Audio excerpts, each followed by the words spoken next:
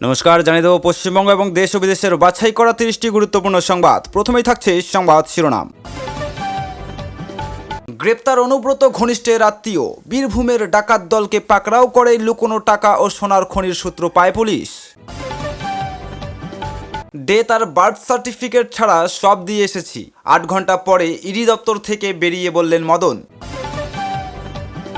পশ্চিমবঙ্গে fast track court কোনগুলি জানিয়ে দিল হাইকোর্ট। 2024 সালের আইন মেনে তালিকা প্রকাশ, কিভাবে বিচার। নির্বাচন কমিশনকে চিঠি কালীঘাট তৃণমূলের। ঋতব্রতর অভিযোগের তদন্ত দ্রুত শেষ করার দাবি মমতার। কন্যাশ্রী, কন্যারত্ন, সবুজ সাথী, সারথী নাম বদলের ঘোষণা করে মুখ্যমন্ত্রীর আশ্বাস। সুযোগ সুবিধা কাটছাট হচ্ছে না। জেলে বসে কালীঘাট তৃণমূলের সভাপতি হয়েছিলেন, 2 মাসে 2বার কারাবাস। বই লিখলেন চুচুড়ার অসিত।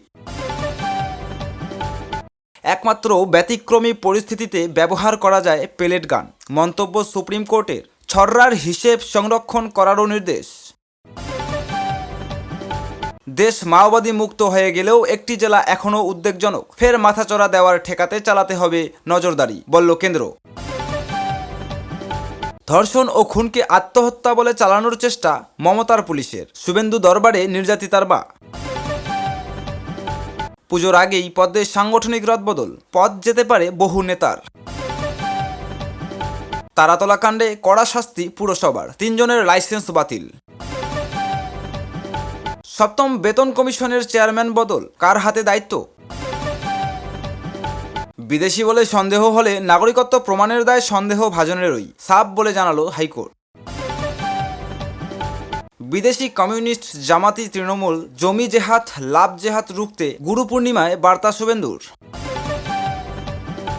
যা তথ্য চেয়েছে দিয়েছি, প্রায় 8 ঘন্টা ইডি জিজ্ঞাসাবাদ শেষে বললেন মদন। আরজিকর ও নবান্ন অভিযানে নামায় মামলা, হাইকোর্টে রক্ষাকবচ পেলেন সংগ্রামী যৌথ মঞ্চের ভাস্কর। জলের ব্যবসায়ী থেকে তৃণমূল কাউন্সিলর দেবরাজ ঘনিষ্ঠ কোটিপতির বিরুদ্ধে হাইকোর্টে মামলা। অনুব্রত ঘনিষ্ঠ ব্যবসায়ীর আত্মীয়ের বাড়িতে 28.5 কোটি। অবাক করবে এই মিনার মণ্ডলের উত্থান। দিনমজুরি, গৃহশিক্ষিকতা করেই চলত সংসার। অনুব্রতর ছোঁয়ায় রাতারাতি কোটিপতি টুলু কিভাবে। আমাদের কিছুই নেই, পেনশনের সংসার চলে। টাকা উদ্ধারের পরও স্বামীর পাশেই মিনারের স্ত্রী, নিশানায় টুলু। শহীদ সপ্তাহতেই জালে মিসির, ধৃতকে জেরা করে মাওবঙ্গ ব্রিগেডের খোঁজে পুলিশ। প্রশাসন ব্যাংকের প্রচেষ্টায় সাফল্য, অটল পেনশন যোজনার র্যাঙ্কিংয়ে দেশের মধ্যে দ্বিতীয় মালদহ। ইউটিউব দেখে মন্দিরে চুরির পরিকল্পনা, বর্ধমানের 2 চোরের কথা শুনে তজ্জব পুলিশ। পালাবদলের সিঙ্গুর রাজ্যের মুছল তাপসী মালিকের নাম, রেখেছিলেন মমতা। সিঙ্গুরে কেমিক্যাল হাব করা যেতে পারে, শুভেন্দুকে পরামর্শ দিয়ে চিঠি শ্রমিক ভট্টাচার্যের। 10 সপ্তাহের রিপোর্ট দিলেন মুখ্যমন্ত্রী। সিপিএম তৃণমূল জামানার ক্ষতি সামলে আগামী পরিকল্পনাও জানালেন। দিল্লির আন্দোলন থেকে দেশের পরিস্থিতি নিয়ে কলম ধরলেন মমতা। গণতন্ত্রের প্রশ্নে বজ্র লিখন তৃণমূল নেত্রীর। কোনো দুর্নীতির সঙ্গে যুক্ত নই, যা চেয়েছিল সব দিয়েছি। পুরো দুর্নীতি মামলায় ইডির জেরা শেষে দাবি মদন মিত্রর। কারাগারের অন্তরালে 20 দিন, জেল জীবনের কথা তুলে ধরে বই প্রকাশ প্রাক্তন বিধায়ক অসিত মজুমদারের। সুপ্রিয় বন্ধুরা, এতক্ষণ শুনছিলেন সংবাদ শিরোনাম, এখন হবে বিস্তারিত। তার আগে আপনারা কে কোথা থেকে আমাদের ভিডিওটি দেখছেন আমাদের কমেন্ট করে অবশ্যই জানান। আর চ্যানেলটিতে নতুন হয়ে থাকলে চ্যানেলটিকে সাবস্ক্রাইব করে পাশে থাকা বেল আইকনটি প্রেস করে দেন এরকমই নিত্য নতুন আপডেট সবার আগে পেতে। অবশেষে গ্রেপ্তার করা হলো মিনার মণ্ডলকে। অনুব্রত মণ্ডলের ঘনিষ্ঠ ব্যবসায়ী টুলু মণ্ডলের আত্মীয় মিনারের বাড়ি থেকে বুধবারই 28.5 কোটি টাকা উদ্ধার হয়। পাওয়া যায় 15 কেজি সোনাও। তারপরে রাতভর চলে সিজার লিস্ট তৈরির কাজ।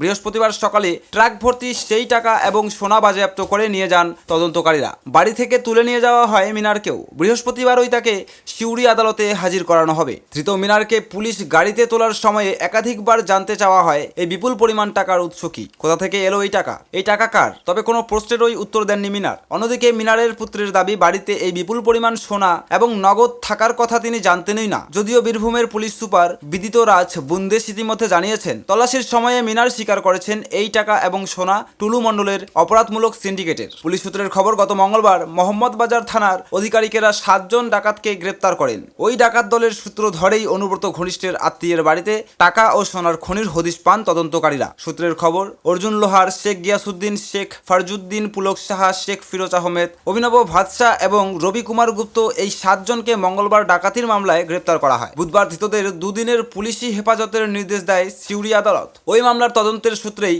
মঙ্গলবার ওই গভীর রাতে মোহাম্মদবাজারের দেউচায় মিনারের বাড়িতে হানা দেয় পুলিশ। সেই থেকে বৃহস্পতিবার সকাল পর্যন্ত চলে পুলিশি অভিযান। বুধবার রাতে পুলিশ সুপার জানান, মিনারের বাড়ি থেকে নগদ 28.5 কোটি টাকা উদ্ধার করা হয়েছে। সঙ্গে পাওয়া যায় প্রায় 15 কেজি সোনা। সেই থেকে রাতভর চলে সিজার লিস্ট তৈরির কাজ। গোটা পর্বে মিনারের বাড়ি ঘিরে রেখেছিল পুলিশ ও কেন্দ্রীয় বাহিনী। বৃহস্পতিবার সকাল হতেই একের পর এক ট্রাঙ্ক নিয়ে বেরোন তদন্তকারীরা। বাড়ি থেকে বার করা হয় আলমারিও। মোট 6টি ট্রাঙ্ক এবং 2টি আলমারি বার করা হয় অনুব্রত ঘনিষ্ঠ ব্যবসায়ীর আত্মীয়ের বাড়ি থেকে। সূত্রের খবর, এই ট্রাঙ্ক এবং আলমারিগুলির মধ্যেই লুকোনো ছিল নগদ টাকা এবং সোনা। মিনারের বাড়ির বাইরেই দাঁড়িয়ে ছিল পুলিশের ভ্যান। বাজেয়াপ্ত হওয়া ট্রাঙ্কগুলিকে পুলিশের ভ্যানে তুলে নিয়ে যাওয়া হয়। আলমারিগুলি তোলা হয় অপর একটি ছোট্ট পণ্যবাহী গাড়িতে। তারপরে সেগুলি নিয়ে মোহাম্মদবাজার থেকে পুলিশ রওনা দেয় সিউড়ি ট্রেজারির উদ্দেশ্যে। বীরভূমের নগদ এবং সোনা উদ্ধারের ঘটনায় বুধবারই মুখ খুলেছেন মুখ্যমন্ত্রী শুভেন্দু অধিকারী। রাজ্যবাসীকে আশ্বস্ত করেছেন, দুর্নীতির সঙ্গে যুক্ত কাউকে ছাড়া হবে না। শুধু তাই নয়, পূর্বতন তৃণমূল সরকারকে নিশানাও করেছেন তিনি। তার কথায়, দুর্নীতিবাজদের বিরুদ্ধে আমাদের সরকারের জিরো টলারেন্স নীতি বজায় থাকবে। তার সতর্ক বার্তা, অন্যায়ের সঙ্গে যুক্ত থেকে বা সরকারি সম্পদ লুট করে বা তৎকালীন ক্ষমতাসীন রাজনৈতিক দলের সঙ্গে আতাত করে যারা সম্পত্তি গড়ে তোলেন, তাদের কাউকে ছাড়া হবে না। ইডির সমস্ত প্রশ্নের উত্তর দিয়েছেন, তদন্তে সব রকম সহযোগিতা করেছেন। 8 ঘন্টা পরে সল্টলেকের দপ্তর থেকে বেরিয়ে এমনটাই জানালেন কামারহাটির বিধায়ক মদন মিত্র। আরও একবার দাবি করলেন, তিনি কোনো বেআইনি কাজ বা দুর্নীতির সঙ্গে জড়িত নন। তার পরিবারের কেউই তেমন কিছু করেননি বলে বিশ্বাস করেন। পুরসভায় নিয়োগ দুর্নীতি মামলায় মদনকে জিজ্ঞাসাবাদের জন্য ডেকেছিল ইডি। এর আগে তার স্ত্রী এবং 2 পুত্রকে জিজ্ঞাসাবাদ করা হয়েছে। বুধবার বেলা 12টা নাগাদ মদন সল্টলেকের সিজিও কমপ্লেক্সে ইডি দপ্তরে যান।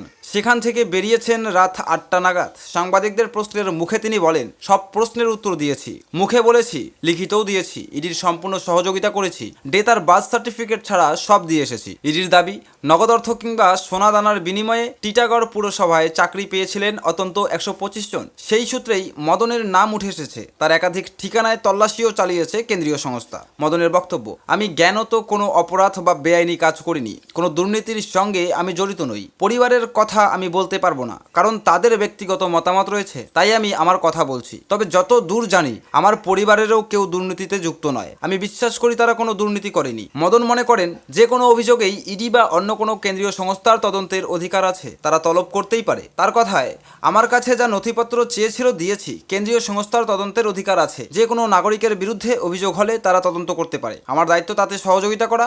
সজ্ঞান স্বেচ্ছায় তলবে সাড়া দিয়েছি এবং সহযোগিতা করেছি। পুরনিয়োগ মামলার তদন্তে গত 14 জুলাই মদনের স্ত্রী এবং 2 পুত্রকে নোটিশ পাঠায় ইডি। একদা মমতার আস্থাভাজন মদন সেই রাতেই চলে যান বিদ্রোহী শিবিরের বিধায়ক সন্দীপন সাহার বাড়িতে। পরের দিন যোগ দেন তৃণমূলের ঋতব্রত শিবিরে, ছেড়ে দেন কালীঘাট তৃণমূলের সব পদ। ইডির নোটিশের পরেই শিবির বদল নিয়ে মদনকে একাধিক প্রশ্নের মুখোমুখি হতে হয়েছে। কেন্দ্রীয় সংস্থার ভয়েই কি তড়িঘড়ি মমতার হাত ছাড়লেন? এর জবাবে মদন আগে বলেছেন, ইডির চেয়ে এবি বেশি ভয়ঙ্কর। মমতা শিবির ত্যাগের প্রধান কারণই অভিষেক, দাবি মদনের।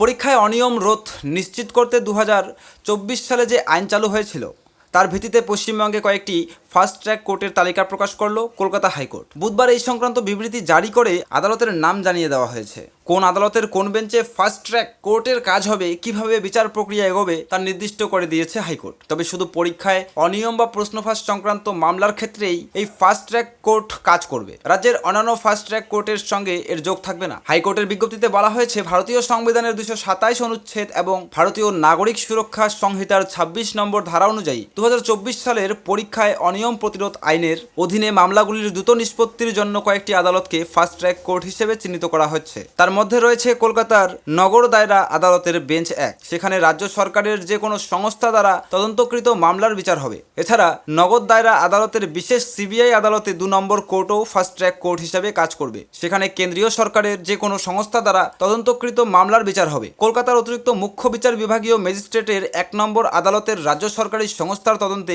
বিচার বিভাগীয় অনুসন্ধান বিচার নিষ্পত্তি এবং অপরাধের দায়বদ্ধতার বিষয়গুলি দেখা হবে। এটিও ফাস্ট ট্র্যাক কোর্টের মতোই কাজ করবে। এছাড়া কলকাতা হাইকোর্টের অধীনে আন্দামান ও নিকোবর দ্বীপপুঞ্জের ফাস্ট ট্র্যাক কোর্টের তালিকাও দেওয়া হয়েছে। পোর্ট ব্লেয়ারের অতিরিক্ত জেলা ও দায়রা বিচারক পরীক্ষায় অনিয়ম প্রতিরোধের আইনের অধীনে সংঘটিত অপরাধের বিচার করবে।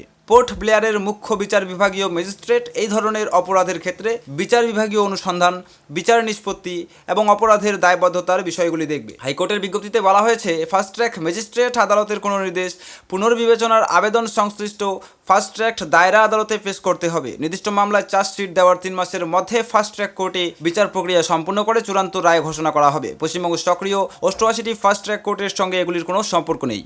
উল্লেখ্য, পরীক্ষায় অনিয়ম সংক্রান্ত এই আইন আরও কঠোর করে সংশোধিত বিল প্রস্তুত করেছে কেন্দ্র। বুধবার লোকসভায় ধ্বনি ভোটে তা পাশ হয়ে গিয়েছে। রাজ্যসভায় পাশ হলে এবং রাষ্ট্রপতির অনুমোদন পেলে সংশোধনী বিলটি আইনে পরিণত হবে। সর্বভারতীয় তৃণমূলের চেয়ারপারসন হিসেবে ভারতের নির্বাচন কমিশনকে একটি চিঠি পাঠালেন মমতা বন্দ্যোপাধ্যায়। চিঠিতে তিনি বিদ্রোহী তৃণমূল শিবিরের অন্যতম নেতা তথা পশ্চিমবঙ্গ বিধানসভার বিরোধী দলনেতা ঋতব্রত বন্দ্যোপাধ্যায়কে কড়া অভিযোগের ভিত্তিতে শুরু হওয়া তদন্ত কোনো রকম কালক্ষেপ না করে দ্রুত শেষ করার আর্জি জানিয়েছেন। গত 2 জুলাই নির্বাচন কমিশনের নোটিশের ভিত্তিতে কালীঘাট তৃণমূল 6 জুলাই নির্দিষ্ট সময়ের মধ্যেই তাদের জবাব জমা দেয়। অন্যদিকে ঋতব্রতকে তার জবাব জমা দেওয়ার জন্য কমিশন প্রথমে 6 জুলাই, পরে তা বাড়িয়ে 10 জুলাই এবং সবশেষে 25 জুলাই পর্যন্ত সময় দেয়। চিঠিতে মমতা অভিযোগ করেছেন, 25 জুলাই পেরিয়ে গেলেও ঋতব্রতর তরফ থেকে এখনো পর্যন্ত কোনো জবাব জমা দেওয়া হয়নি বা তৃণমূলকে তার কোনো প্রতিলিপি দেওয়া হয়নি। তার আরও দাবি, বারবার সময় দেওয়া সত্ত্বেও জবাব না দেওয়ার অর্থ হলো তৃণমূলের দেওয়া 6 জুলাইয়ের বক্তব্যগুলি তারা মেনে নিয়েছেন এবং এর বিপরীতে তাদের আর কিছু বলার নেই। তৃণমূল নেত্রী তার চিঠিতে আশঙ্কা প্রকাশ করেছেন যে বারবার সময় বাড়ানোর সুযোগ নিয়ে ঋতব্রত এবং তার সঙ্গে থাকা বিদ্রোহী নেতারা তাদের ভিত্তিহীন অভিযোগের সপক্ষে মিথ্যা প্রমাণ তৈরির চেষ্টা করতে পারেন। পশ্চিমবঙ্গের বর্তমান রাজনৈতিক পরিস্থিতির গুরুত্ব বিবেচনা করে 25 জুলাইয়ের পর বিরোধী পক্ষকে আর কোনো অতিরিক্ত সময় না দিয়ে দ্রুত এই তদন্ত শেষ করার জোরালো দাবি জানিয়েছে কালীঘাট তৃণমূল। চিঠির শেষে মমতা উল্লেখ করেছেন, ন্যায় বিচারের ভিত্তি হলো বিশ্বাস। 25 জুলাইয়ের পর আরও সময় দেওয়া হলে সেই বিশ্বাস ক্ষুণ্ণ হবে। কমিশনকে লেখা মমতার চিঠি প্রসঙ্গে ঋতব্রতের জবাব, নির্বাচন কমিশন একটি স্বশাসিত নিয়ামক সংস্থা, তার উপর আমাদের সকলের আস্থা রাখা উচিত। কোনো ক্ষেত্রেই এত তাড়াহুড়ো করার কোনো প্রয়োজন নেই।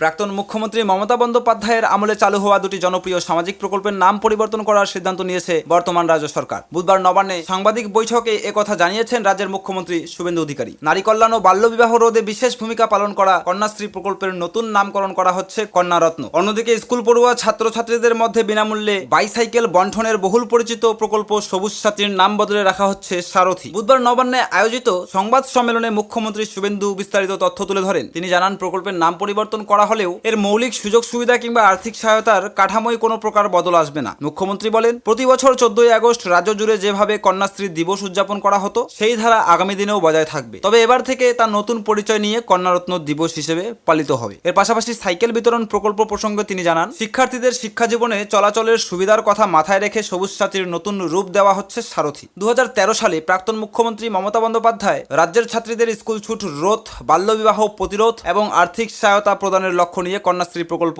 চালু করেছিলেন। 3টি ধাপে বিস্তৃত এই প্রকল্পের অধীনে নারী শিক্ষার প্রসারে সাফল্য মেলে। নিয়ম অনুযায়ী 13 থেকে 18 বছর বয়সী ছাত্রীরা প্রতি বছর 1000 টাকা করে অনুদান পায়। দ্বিতীয় ধাপে ছাত্রীর 18 বছর পূর্ণ হলে এবং সে অবিবাহিত থাকলে মেলে এককালীন 25,000 টাকা আর্থিক সাহায্য। এছাড়া তৃতীয় ধাপে বিশ্ববিদ্যালয় স্তরের স্নাতকোত্তর পড়ুয়া বিজ্ঞান ও কলা বিভাগের ছাত্রীদের উচ্চশিক্ষার জন্য বিশেষ অর্থ প্রদান করা হয়। আন্তর্জাতিক মঞ্চেও প্রশংসিত হয়ে রাষ্ট্রপুঞ্জের সম্মান অর্জন করেছিল এই উদ্যোগ। তৃণমূল সরকারের জামানা শেষ হওয়ার মাত্র 2.5 মাসের মাথায় এই 2টি সামাজিক প্রকল্পের নাম পরিবর্তনের পদক্ষেপ রাজনৈতিকভাবে তাৎপর্যপূর্ণ। সরকারি সূত্রের আশ্বাস দেওয়া হয়েছে, নাম বদলালেও সমস্ত উপভোক্তা নির্ধারিত সরকারি সহায়তা নির্বিচ্ছিন্নভাবেই পাবেন।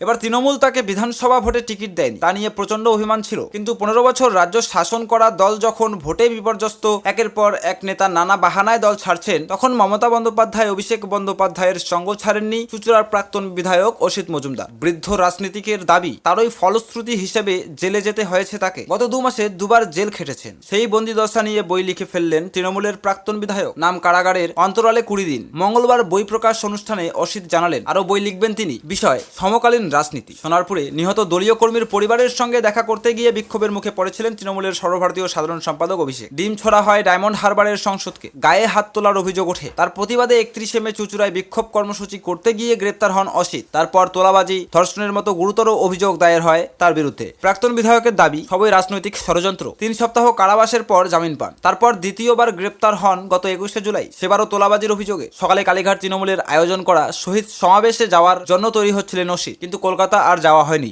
জামিন পেতে বিকেল গড়িয়ে গিয়েছিল। প্রথমবার জেলে যাওয়ার অভিজ্ঞতা নিয়ে অসিত লিখেছেন কারাগারের অন্তরালে 20 দিন। জেলে বসেই খবর পেয়েছিলেন তাকে হুগলি জেলার সভাপতি করেছে কালীঘাট তৃণমূল। আবার নতুন অভিযোগের কথাও শুনেছিলেন সেই জেলে বসেই। এই সমস্ত অভিজ্ঞতার কথা লিখেছেন বইয়ে। বুধবার হুগলি প্রেস ক্লাবে সভাঘরে নিজের বইয়ের আনুষ্ঠানিক প্রকাশ অনুষ্ঠানে চুঁচুড়ার প্রাক্তন বিধায়ক বলেন, বহুদিন রাজনীতি করছি, বিরোধী রাজনীতিও করেছি, কিন্তু তখন জেলে যেতে হয়নি। এবার আন্দোলন করতে গিয়ে জেলে যেতে হলো। তারপরে তোলাবাজি, ধর্ষণের চেষ্টার মামলা যুক্ত করা হলো। কারাগারের দিনগুলো খুব কষ্টের ছিল, সেই অভিজ্ঞতায় তুলে ধরেছি নতুন বইয়ে। 21 জুলাই জামিন পাওয়ার পর অসিত আক্ষেপের সুরে বলেছিলেন তার জীবন এখন ভাগ্য আর আইনের মাঝে ঝুলছে। কেন তিনি গ্রেপ্তার হচ্ছেন নিজেও জানেন না। বই প্রকাশ অনুষ্ঠানে নিজের নেত্রীর উদাহরণ টেনে অসিত বলেন, মমতা বন্দ্যোপাধ্যায়ও অনেক বই লিখেছেন, তবে আমার বই লেখার বিষয়টি এখনো তাকে জানানো হয়নি। অসিতের বইয়ের প্রচ্ছদ সমাজ মাধ্যমে পোস্ট হতেই ভাইরাল। সেই কথা শুনে অসিত জানাচ্ছেন আগামী দিনে আরো বই লেখার ইচ্ছা রয়েছে তার। রাজনীতি তো করবেনই। হুগলির সাংসদ রচনা বন্দ্যোপাধ্যায় তৃণমূলে থাকাকালীন অহরহ তার সঙ্গে দ্বন্দ্বে জড়ানোর প্রসঙ্গে অসিত বলেন, রাজনীতি হবে পথে নেমে, পথই পথ দেখাবে, আর সেই সব অভিজ্ঞতা থাকবে বইয়ে। প্রাক্তন বিধায়কের কারাগারের অভিজ্ঞতা নিয়ে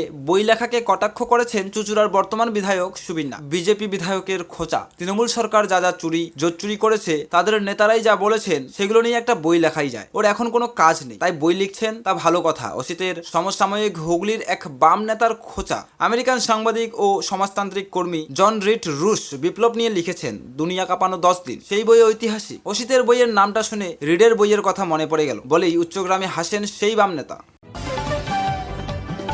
শুধুমাত্র ব্যতিক্রমী কোনো পরিস্থিতিতেই ছররা গুলির ব্যবহার করতে পারে পুলিশ। বৃহস্পতিবার তা স্পষ্ট করে দিল সুপ্রিম কোর্ট। একই সঙ্গে কেন্দ্রকেও নির্দেশ দিল, যন্ত্রমন্ত্রে আন্দোলনের সময়ে মোতায়েন থাকা র্যাফের কাছে কি কি কার্তুজ ছিল সেই হিসেব সংরক্ষণ করতে হবে। নিট প্রশ্ন ফাঁস কাণ্ডের প্রতিবাদে দিল্লির যন্ত্রমন্ত্রে আন্দোলনের সময়ে ছররা গুলি চালানোর অভিযোগ ওঠে। এ অবস্থায় ছররা গুলি ব্যবহারের বিরুদ্ধে মামলা হয়েছে সুপ্রিম কোর্টে। মামলাকারী পক্ষের আর্জি, আইন শৃঙ্খলা পরিস্থিতি সামলাতে ধাতব ছররা গুলির ব্যবহারের উপর সম্পূর্ণ নিষেধাজ্ঞা জারি করা হোক। যে 3 জন এই মামলা করেছেন তাদের মধ্যে 2 জনের দাবি তারা চলো সংসদ আন্দোলনের দিন ছররা গুলিতে জখম হয়েছে। অপর মামলাকারী কেন্দ্রের প্রাক্তন তথ্য কমিশনার তথা অবসরপ্রাপ্ত আমলা যশবর্ধন আজাদ। বৃহস্পতিবার সুপ্রিম কোর্টের প্রধান বিচারপতি সূর্যকান্ত, বিচারপতি জয়মাল্য বাগচি এবং বিচারপতি ভি মোহনের বেঞ্চে মামলাটি শুনানির জন্য ওঠে। তাতে শীর্ষ আদালত জানায় ব্যতিক্রমী পরিস্থিতিতে ছররা গুলি ব্যবহারের ক্ষমতা রয়েছে পুলিশের। এ প্রসঙ্গে bureau of police research and development এর নির্দেশিকার কথাও উল্লেখ করেন আদালত। তবে প্রধান বিচারপতির বেঞ্চ জানিয়েছে প্রশ্ন ফাঁস বিরোধী আন্দোলনের সময় ছররা গুলি চালানোর বিষয়টি আদালত খতিয়ে দেখবে। এদিন শুনানির সময়ে কেন্দ্রের হয়ে আদালতে উপস্থিত ছিলেন সলিসিটর জেনারেল তুষার মেহতা। তাকে সুপ্রিম কোর্টের নির্দেশ, আন্দোলনের সময় যন্ত্রমন্ত্রে মোতায়েন থাকা র্যাফের কার্তুজের হিসেব সংরক্ষণ করতে হবে। আন্দোলনের সময় যারা ছররা গুলিতে জখম হয়েছেন তাদের সঠিক চিকিৎসারও নির্দেশ দিয়েছে সুপ্রিম কোর্ট। বর্তমানে দেশের কোনো জেলায় আর মাওবাদীদের উপদ্রব নেই, তবে একটি জেলা এখনো উদ্বেগজনক রয়ে গিয়েছে। বুধবার সংসদে এমনটাই জানালো কেন্দ্র।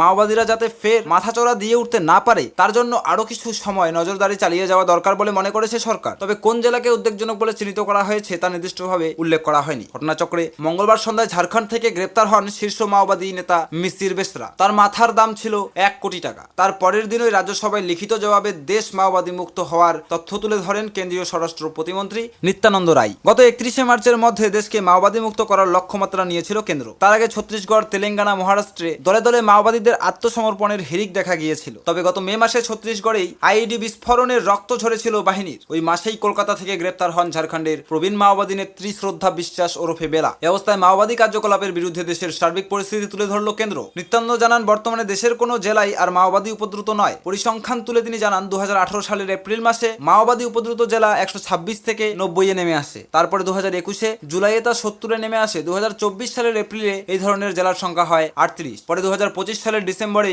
এই সংখ্যা 8-এ নেমে আসে। চলতি বছরের মার্চ এপ্রিলে মাওবাদী উপদ্রুত জেলা শূন্য হয়ে গিয়েছে। এ প্রসঙ্গে কেন্দ্রীয় স্বরাষ্ট্র প্রতিমন্ত্রী আরও জানান, বর্তমানে 37টি জেলাকে লিগাসি অ্যান্ড ট্রাস্ট হিসেবে চিহ্নিত করা হয়েছে। কেন্দ্রের বক্তব্য, এই জেলাগুলির কোনোটি বর্তমানে আরও মাওবাদী উপদ্রুত নয়। তবে যে স্থিতিশীল পরিস্থিতি তৈরি হয়েছে তা বজায় রাখতে নিরাপত্তা ব্যবস্থা এবং উন্নয়নমূলক কার্যকলাপ চালিয়ে যেতে হবে। পাশাপাশি একটি জেলাকে উদ্বেগজনক হিসেবে চিহ্নিত করে রাখা হয়েছে। সেখানে মাওবাদীদের কার্যকলাপ নিয়ন্ত্রণে আনা হয়েছে, তাদের সাংগঠনিক কাঠামো ভেঙে দেওয়া হয়েছে। তবে পরিস্থিতি যাতে ফের আগের মতো না হয়ে যায় তা নিশ্চিত করতে নজরদারি চালিয়ে যাওয়া দরকার বলে মনে করেছে কেন্দ্র।